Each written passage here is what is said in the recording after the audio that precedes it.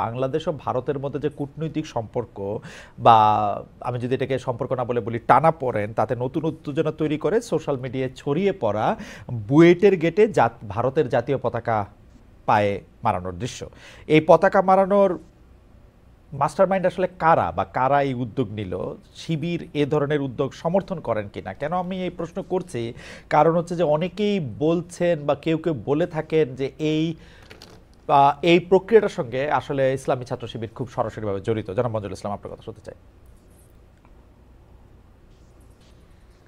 ধন্যবাদ ভাইকে। প্রথম হলো যে প্রশ্নটি করেছেন এখানে, আহ, বুয়েটের গেটে বা ভারতের পতাকা উম, পায়ে পদদলিত করা ইসলামী ছাত্র শিবিরের সাথে এই ধরনের কোনো সম্পৃক্ততা নাই, বা ইসলামী ছাত্র শিবির এই ধরনের কোনো কার্যকলাপের সাথে কখনোই সম্পর্ক রাখে না এবং এটাকে কখনোই সমর্থন করে না। এটার যদি বলি যে দেশ হিসেবে ভারত এবং বাংলাদেশ যার যার জায়গা থেকে তারা নিজেদেরকে ওন করে, সে হিসেবে অবশ্যই তারা তাদের পতাকা তাদের জন্য মর্যাদার, আমাদের দেশের পতাকা আমাদের জন্য নিঃসন্দেহে মর্যাদার। এক্ষেত্রে অবশ্যই আমরা একটা দেশের পতাকাকে এভাবে পদতলিত করাকে এটাকে আমরা সমর্থন করি না। জনাব মঞ্জুরুল ইসলাম, অগাস্ট বুয়েটে ছাত্র রাজনীতি নিষিদ্ধ হয়েছে আবরার হত্যার পর। একটা আপনার নিশ্চয়ই মনে থাকবে যে ছাত্র রাজনীতি বুয়েটে এখন করা যায় না, কিন্তু অগাস্ট পট পরিবর্তনের পরে অনেকেই বলছেন যে আপনার যে সংগঠন অর্থাৎ ইসলামিক ছাত্র শিবির বুয়েটে সক্রিয় হওয়ার, বুয়েটে অনেকখানি সক্রিয়। আপনি কি বুয়েটে ছাত্র সংগঠন করার সুযোগ ফেরত চাচ্ছেন কিনা বা ফেরত চান কিনা? ছাত্র শিবির, আহ, বুয়েটের ছাত্র রাজনীতি নিষিদ্ধ হওয়ার পরে ছাত্র শিবির আনুষ্ঠানিক ঘোষণা দিয়েই রাজনৈতিক কার্যক্রম বন্ধ রাখে। ছাত্র শিবির যদি ক্যাম্পাস কর্তৃপক্ষ, স্টুডেন্ট যদি চায় যে এখানে ছাত্র রাজনীতি অবৈধতা, বা রাষ্ট্রীয় পক্ষ থেকে বা ক্যাম্পাসের পক্ষ থেকে যদি ছাত্র রাজনীতি নিষিদ্ধ যেটা আছে এটাকে উঠিয়ে নেওয়া হয়, সেক্ষেত্রে অবশ্যই আমরা সেখানে আমাদের কার্যক্রম শুরু করব। এখন পর্যন্ত যেহেতু ক্যাম্পাস বা ছাত্র ক্যাম্পাসের এরা ছাত্র রাজনীতি চায় না, সেক্ষেত্রে আমাদের বক্তব্য হলো যে আমরাও ছাত্রদের সাথে একাত্মতা পোষণ করে আমরা ছাত্র রাজনীতি বইটি আপাতত চাই না। যদি ছাত্ররা চাই আমরা নিঃসন্দেহে সেখানে কার্যক্রম শুরু করব। আপনাকে ধন্যবাদ। জনাব মশিউর রহমান খান রিচার্ড, গত বছরই ছাত্রদল, ছাত্র ফেডারেশন সহ 15টি ছাত্র সংগঠন মিলে ফেসিবাদ বিরোধী ছাত্র ঐক্য গঠন করেছিলেন আপনারা। সেখানে ছাত্র শিবির বা ছাত্র ইউনিয়ন ছিল না কেন? আপনারা সরাসরি আওয়ামী সরকারের পতনের দাবি নিয়েছিলেন। এই দাবির আলোকে আপনাদের ছাত্র রাজনীতিকে আমরা আসলে একটি লেজুর ভিত্তিক রাজনীতি বলতে পারি কিনা? কারণ হচ্ছে যে সরাসরি আমরা দেখেছি যে সরাসরি কোনো একটা রাজনীতিক আহ, বা সরকার পতন নয়, কোটা আন্দোলন দিয়েই আসলে আন্দোলনটা শুরু হয়েছে এবং এর মধ্যেই আসলে জনগণ বেশি সম্পৃক্ত হয়েছে। আপনি কি মনে করেন যে আসলে মানে একটা দলের, রাজনৈতিক দলের দলের ও সমর্থন বা অনুসমর্থন আপনাদের আসলে খুব বেশি আহ, এগিয়ে নেয় ধন্যবাদ। কিনা? ধন্যবাদ খালেদ মহিউদ্দিন ভাই, আপনাকে এবং আপনার ঠিকানার টিমকে এবং যারা শুনছেন আমার সহ-আলোচক সহ সবাইকে বাংলাদেশ ছাত্র ফেডারেশনের পক্ষ থেকে শুভেচ্ছা এবং আসসালামু আলাইকুম। আহ আমরা দীর্ঘদিন ধরে একটা ফ্যাসিবাদী ব্যবস্থার মধ্যে ছিলাম এবং ছাত্র ফেডারেশন জন্মলগ্ন থেকেই একটা গণতান্ত্রিক শিক্ষা এবং রাষ্ট্র ব্যবস্থার জন্য লড়াই করছে।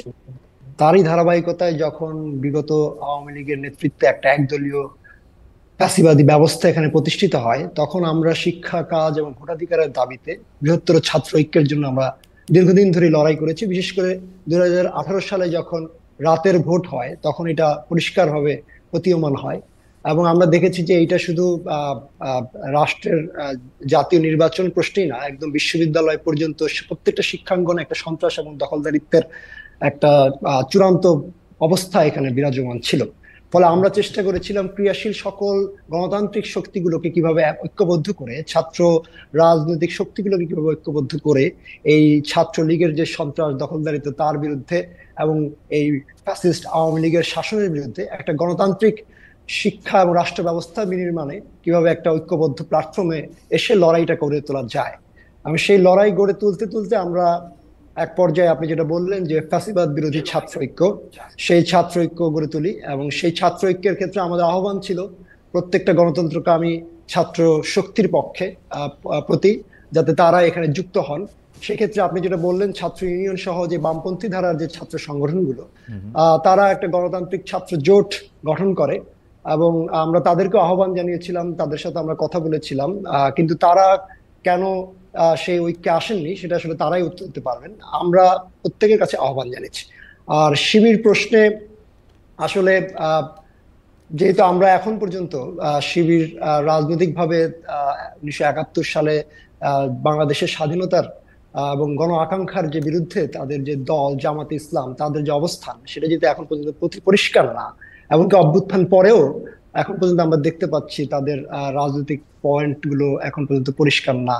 ফলে না থাকার ফলে যে জনমনে যে বিভ্রান্তি, সেই বিভ্রান্তি তৎকালীন বাস্তবতায়, আমরা জানি যে তৎকালীন যে বাস্তবতা ছিল, সেটা সকল প্রশ্নেই আমরা দেখেছি প্রত্যেকটা আন্দোলনকারী শক্তিকে মুক্তিযুদ্ধ বিরোধী হিসেবে ট্যাগ দেওয়া হয়েছে, চরমভাবে দমন পীড়ন করা হয়েছে। নানা ধরনের স্ট্র্যাটেজির জায়গা থেকে আমরা ভেবেছি যে আমরা যাতে যার যার জায়গা থেকে আমরা শিবিরকেও আহ্বান জানিয়েছি যাতে তারা তাদের জায়গা থেকে এই লড়াইটা জারি রাখেন, এবং আমরা যারা সম্ভব ছিলাম আমরা তারা ঐক্যবদ্ধ হয়েছি, এবং আমরা লড়াইটাকে আমাদের সামর্থ্য অনুযায়ী আমরা গড়ে তোলার চেষ্টা করেছি।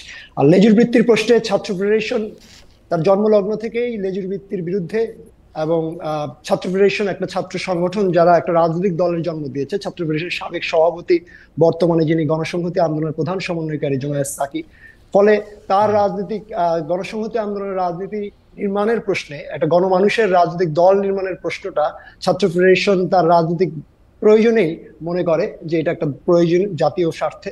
সেই জায়গা থেকে আমরা একে অপরের সহায়ক শক্তি, কিন্তু আমরা আমাদের স্বতন্ত্র রাজনীতি নির্মাণ করি, এবং আমরা আমাদের প্রত্যেকটি প্রক্রিয়ায় আমরা আমাদের সিদ্ধান্ত গণতান্ত্রিক ভাবে আমরা আমাদের ছাত্র সমাজের আমাদের সদস্যদের প্রত্যেকের মতের মধ্য দিয়ে আমরা গ্রহণ করি। ফলে সেই ক্ষেত্রে ছাত্র ফেডারেশনের সাথে লেজুর বৃত্তির কোনো আসলে সম্পর্ক নেই, বরঞ্চ আমরা লেজুর বৃত্তির বিরুদ্ধে আমরা আমাদের রাজনৈতিক স্ট্যান্ড। জনাব রিচার্ড, আপনাকে ধন্যবাদ। আমি একটু আবার জনাব মঞ্জুরুল ইসলাম আপনাকে যেতে চাই। জনাব মঞ্জুরুল ইসলাম, আমার মূল প্রশ্নে যাওয়ার আগে আপনি কি একটু এই বিষয়ে কথা বলতে চান যে ছাত্র শিবিরের রাজনীতি বা তাদের কিছু বিষয়ে তাদেরকে, মানে আপনি শুনেছেন যে ছাত্র ফেডারেশনের সভাপতি যা বললেন, আপনি কি বিষয়ে একটু রেসপন্ড করবেন? জি ধন্যবাদ। এখানে যে বিষয়টি স্পষ্ট হওয়া উচিত, ছাত্র শিবিরের জন্ম 1977 সালে, এবং ছাত্র শিবির এই মুক্তিযুদ্ধকে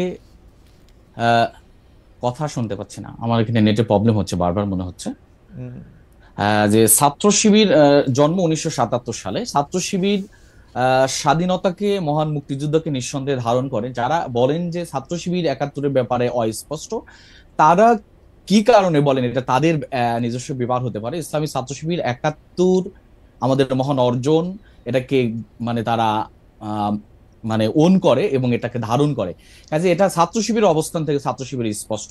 ছাত্র শিবিরের জন্ম হলো 1977 সালে। ছাত্র শিবিরের মুক্তিযুদ্ধের বিপক্ষে অবস্থানের যে প্রশ্নটা তোলা হচ্ছে, এটা একটা খুবই অবান্তর একটি প্রশ্ন আমি বলে মনে করি, কারণ এখানে কোনো প্রশ্ন তোলার আমি মনে করি অবকাশ নাই।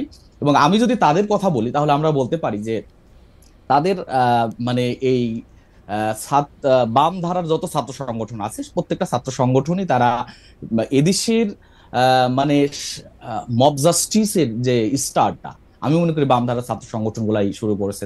তাদের দ্বারা অসংখ্য অপরাধ সংগঠিত হয়েছে। আমি সেই বিষয়গুলাই রাজনৈতিক এখানে সেই ডিবেটে যেতে চাচ্ছি না। আমি আমার জায়গা থেকে স্পষ্ট করতে চাই যে ছাত্র শিবির 5 আগস্টের পরেও তারা তাদের প্রকাশ্য কার্যক্রম আগে যেমন ছিল এখনো সেই কার্যক্রমকে অব্যাহত রেখেছে। কাজেই এই যে একটা প্রশ্ন তৈরি করা হচ্ছে, এটা আমি মনে করি অহেতুক একটা প্রশ্ন দিয়ে মানে একটা আমি আপনি যথার্থই বলেছেন যে ছাত্র শিবিরের জন্ম 1977 সালে, কিন্তু ছাত্র শিবির যেই সংগঠনটির সহযোগী সংগঠন বা যে সংগঠনটি ছাত্র শিবিরের মুরব্বী সংগঠন, সে জামাতে ইসলামের জন্ম কিন্তু 70 সালের আগে, এবং 1971 সালে জামাত ইসলামের কিন্তু একটা ডিফাইন্ড ভূমিকা ছিল। তারা বাংলাদেশের মুক্তিযুদ্ধ, বাংলাদেশের জন্ম, এগুলি নিয়ে কিন্তু তাদের একটা ডিফাইন্ড অবস্থান ছিল। মানে আমি সেটা বিস্তারিত ব্যাখ্যা করতে চাই না, এইটাকে আপনি যেভাবেই বলেন তাদের একটা ডিফাইন্ড অবস্থান ছিল। তো সেই ডিফাইন্ড অবস্থানটা থেকে তর্কটা আসে হচ্ছে এই জায়গায় যে জামাতে ইসলামী কি তার ওই ডিফাইন্ড অবস্থানটা থেকে, ব্যক্তি বিশেষকে আমরা নানা সময় শুনেছি যে তারা বলেছেন যে না, এটা তাদের সিদ্ধান্ত ছিল, আমাদের তারপরে জন্ম হয়েছে, কিন্তু দল হিসাবে জামায়াতে ইসলামী তাদের সেই অবস্থানকে ভুল মনে করে কিনা। এই প্রশ্নটার ফয়সালা এখন হওয়া জরুরি এই কারণে, কারণ পরবর্তীকালে আওয়ামী লীগ যখন রাজনীতি করতে মানে নিয়মিত রাজনীতি করতে আসবে, তখন বারবারই এই উদাহরণটা সামনে আসবে। সেটা গণহত্যার সাথে, মানুষের সাথে, অবস্থানগত কারণে, সবার বিপক্ষে দাঁড়ানোর কারণে। সেই জায়গাটা একটু আপনি বলবেন কিনা, আপনারা এটা নিয়ে আসলে কি ভাবেন? আচ্ছা, এখানে এখানে স্পষ্ট করতে চাই যে এই ৭১-এর ইস্যুতে জামাত ইসলামী তার জায়গা থেকে স্ট্যান্ডটা পরিষ্কার করেছে, এবং জামাত ইসলামী সেই জায়গা থেকে তাদের বক্তব্য তারা রেখেছেন। ইসলামী ছাত্র শিবির ৭১ ইস্যুতে আমরা যদি বলি, স্পষ্ট করতে চাই, ইসলামী ছাত্র শিবির তার যাত্রা ৭৭ সাল থেকে। কাজে ৭১ ইস্যুটাকে ইসলামী ছাত্র শিবির বিতর্কিত যে ইস্যুর কথা বলা হচ্ছে, আদতে জামাত ইসলামী সেটা আসলে বিতর্কিত অবস্থানে ছিল কিনা, নাকি জামাতের ব্যাপারে এটা অভিযোগ ছিল, যে অভিযোগগুলা শতভাগ সত্য প্রমাণিত হয়নি এখন পর্যন্ত, এগুলা নিয়ে আমার মনে হয় যে আরেকটু, আমি মনে করি যে, অথবা এটাকে আওয়ামী লীগের একটা